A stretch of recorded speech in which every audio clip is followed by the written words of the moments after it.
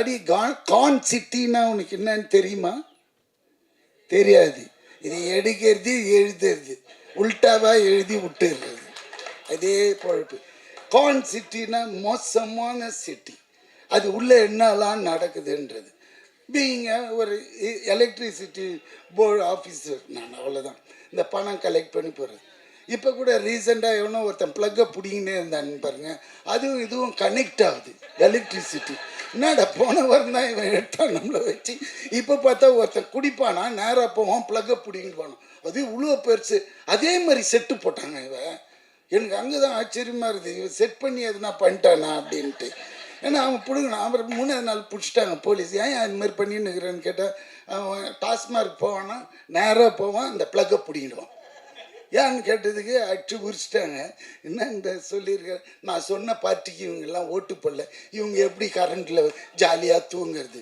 அட பாவி டேய், அது எவ்வளோ குழந்தைங்களாம் இருக்கும், வயசானவங்களாம் இருக்கும், சம்மர் வேறு, இந்த நேரத்தில் எப்படி பண்ணிக்கிறான்னு குழந்த. ஸோ இதுவும் அந்த மாதிரி ஒரு ட்ரூ இன்சிடென்ட்ஸுங்களை அழகாக கோப்பப் பண்ணி எடுத்துருக்கிற அந்த டைரக்டர்.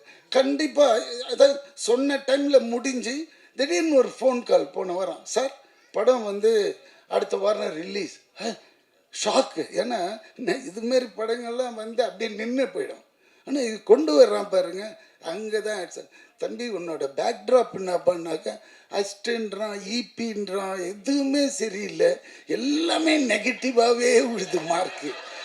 புரியுதுங்களா? ஏதாவது ஒரு வசதிப்பா அப்படியே ரொம்ப கஷ்டப்பட்டு தான் வந்தேங்க லைஃப்பில்.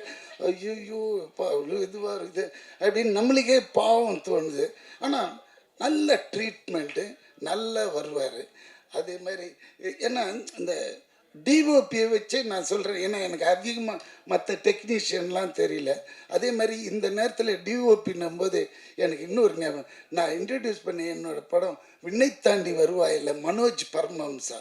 அவர் இன்னைக்கு தமிழ்நாடு அரசாங்கம் தொலைக்காட்சி நிறுவனத்தோட தலைவராக போட்டதுக்கு நான் சிஎம்க்கு ரொம்ப ஹாப்பியாக ஃபீல் பண்ணுறேன். அவருக்கு ரொம்ப இது. ஏன்னா இந்த மாதிரி கேரக்டரை கண்டுபிடிச்சா அந்த போஸ்டிங் போடுறாரு பாருங்க, அதுதான்.